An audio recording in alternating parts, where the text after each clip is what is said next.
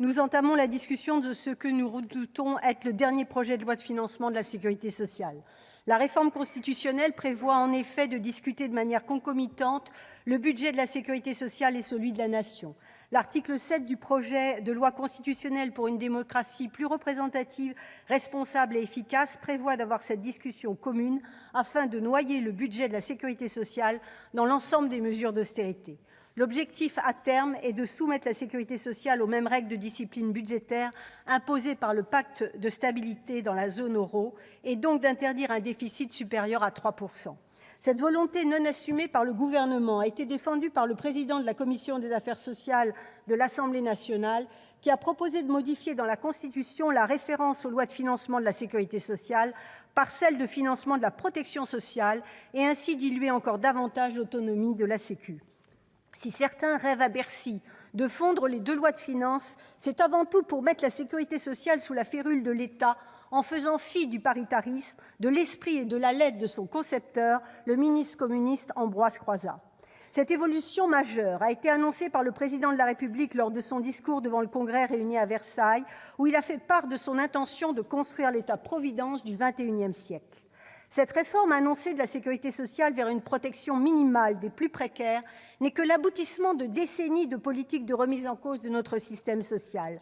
Depuis 30 ans, les gouvernements successifs et le patronat n'ont eu de cesse de stigmatiser le trou abyssal de la sécurité sociale, pourtant sciemment entretenu, et d'enchaîner les plans de restriction budgétaire pour amoindrir les comptes de la sécurité sociale, tout en développant des exonérations de cotisations sociales pour les entreprises, affaiblissant par là même les politiques de solidarité ainsi que les services publics. Depuis 30 ans, les politiques fondées sur la baisse de ce que vous appelez « coût du travail », alors que le travail produit des richesses, ont contribué à réduire les ressources de la sécurité sociale tout en diminuant les droits des assurés sociaux. Et parallèlement, les exonérations de cotisations sociales se sont multipliées, ainsi que les allègements. Ce sont près de 42 milliards d'euros prévus dans ce PLFSS, avec la pérennisation du CICE et son intégration sous forme d'exonération de cotisations sociales patronales. Mais visiblement, ces cadeaux sont insuffisants pour vous, puisque désormais les patrons ne paieront plus de cotisations sociales au niveau du SMIC, à l'exception de la cotisation AT-MP. À qui ferez-vous croire que c'est dans l'objectif de favoriser l'emploi ? C'est tout au contraire un encouragement à ne pas augmenter les salaires. Ces dramatiques et successives décisions politiques ont fortement déséquilibré le financement de la sécurité sociale, dont les cotisations sociales, qui représentaient 70 % des ressources en 1959, ne représentaient plus que 61,1 % en 2015. La fiscalité occupe désormais une part majeure du financement de la protection sociale. En réalité, le nouveau monde promis par le candidat Macron ne fait pas autre chose que d'appliquer les vieilles lunes libérales. Mais ce PLFSS franchit une ligne rouge qu'aucun gouvernement n'avait osé jusqu'alors. En effet, le projet de loi de programmation des finances publiques 2018-2022 avait prévu en son article 27 la remise d'un rapport pour rénover les relations entre l'État et la Sécu. Ce rapport recommande que pour l'avenir, les baisses de prélèvements obligatoires seront supportées par l'État ou la sécurité sociale en fonction de l'affectation de ces derniers, sans qu'il soit nécessaire ensuite de procéder à des transferts de compensation dans un sens ou dans un autre. L'obligation de procéder à des transferts de compensation est pourtant prévue à l'article 131-7 du Code de sécurité sociale. Notre système de protection sociale trouve ses fondements, je vous le rappelle, dans son financement à partir de la cotisation sociale, qui est la part socialisée du salaire mutualisé entre les salariés pour répondre aux besoins sociaux, comme les dépenses nécessaires pour se soigner ou demeurer en bonne santé, les allocations familiales ou les pensions de retraite. Un système dont le principe est simple, chacun cotise selon ses moyens et reçoit selon ses besoins. Évidemment, notre système de protection sociale, fondé sur la création de richesses par le travail dans le cadre de l'entreprise, doit s'adapter à la révolution numérique et le développement de l'auto-entrepreneuriat. Mais adapter un système ne veut pas dire le vider de son sens et lui retirer son autonomie comme le prévoit votre gouvernement. Comment ne pas s'interroger sur les raisons profondes qui vous poussent à rendre ces deux budgets fongibles ? Il faut reconnaître que le budget de la sécurité sociale est une manne d'argent extraordinaire, soustraite au marché, et qui permet pourtant d'ouvrir des droits solidaires et universels. C'est insupportable dans un système capitaliste mondialisé. C'est insupportable pour le privé qui voit dans la santé une marchandise. La sécurité sociale est un bouclier social qui ne demande qu'à être amélioré pour répondre, dans une situation différente de celle des lendemains de la Seconde Guerre mondiale, aux besoins de santé et de protection sociale de nos concitoyennes et concitoyens. C'est une haute ambition qui ne peut être atteinte en appliquant vos recettes, Madame la Ministre. Il faut tout au contraire renoncer aux exonérations patronales, lutter contre la fraude patronale, supprimer la taxe sur les salaires dans les hôpitaux et les EHPAD publics, pour ne prendre que ces exemples. Autant de moyens dégagés pour non seulement mettre en œuvre un plan d'urgence pour ces établissements publics de santé, mais également appliquer pour toutes et tous le 100% Sécu avec zéro reste à charge. Ma collègue y reviendra plus longuement. De plus, l'autonomie de la sécurité sociale repose, outre son autonomie de gestion et financière, sur une indépendance juridique. La sécurité sociale dispose de son propre code et de ses propres juridictions sociales.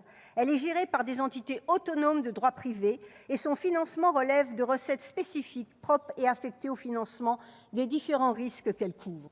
Cette autonomie a été encadrée par l'État, qui, telle la grenouille de la fable de M. Jean de La Fontaine, veut aujourd'hui se faire plus gros que le bœuf et engloutir la sécurité sociale dans son budget propre. Depuis la réforme constitutionnelle de 1996, le Parlement intervient dans le pilotage financier à travers les lois de financement de la sécurité sociale. La décision du Conseil constitutionnel 2001-453 a précisé que le législateur méconnaîtrait probablement l'exigence d'équilibre s'il mettait un régime, particulièrement le régime général, en déséquilibre financier durable. 7.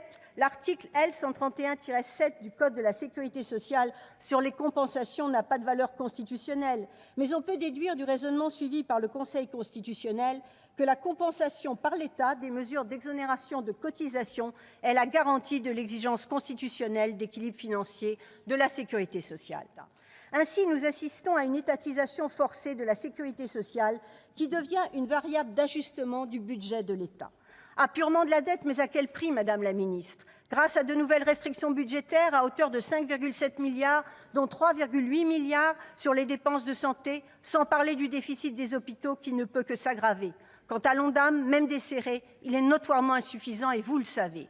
Derrière ces chiffres, ce sont autant de souffrances et de drames humains parmi les personnels de santé qui tiennent les établissements à bout de bras, les patients, les retraités, les personnes en situation de handicap ou encore les personnes en perte d'autonomie. Lors du Tour de France des hôpitaux et des EHPAD publics que nous réalisons avec mon groupe et nos collègues députés du groupe GDR depuis 9 mois, nous avons pu constater partout la même situation d'urgence absolue qui demande, contrairement à la philosophie de ce PLFSS, plus de moyens humains et financiers, la mise en œuvre d'une démocratie sanitaire qui exige une véritable participation dans toutes les instances des actrices et des acteurs du système de santé, ainsi que des élus, et ce, jusqu'aux prises de décision. De ces rencontres riches est montrée très fortement l'exigence d'un plan d'urgence pour l'hôpital public qui comporte l'arrêt des fermetures d'hôpitaux de proximité. Pas de fermeture, avez-vous promis, Madame la Ministre, mais toutes vos décisions conduisent à dégrader les services afin d'aboutir à la fermeture à plus ou moins long terme des établissements vidés. Je pense à l'Hôtel-Dieu, où la demi-garde en radiologie a été supprimée aux urgences, ou encore à la maternité du Blanc, où le personnel a été évacué manu militari. Je ne cite que 2 exemples très récents, mais ils sont très nombreux sur tout le territoire.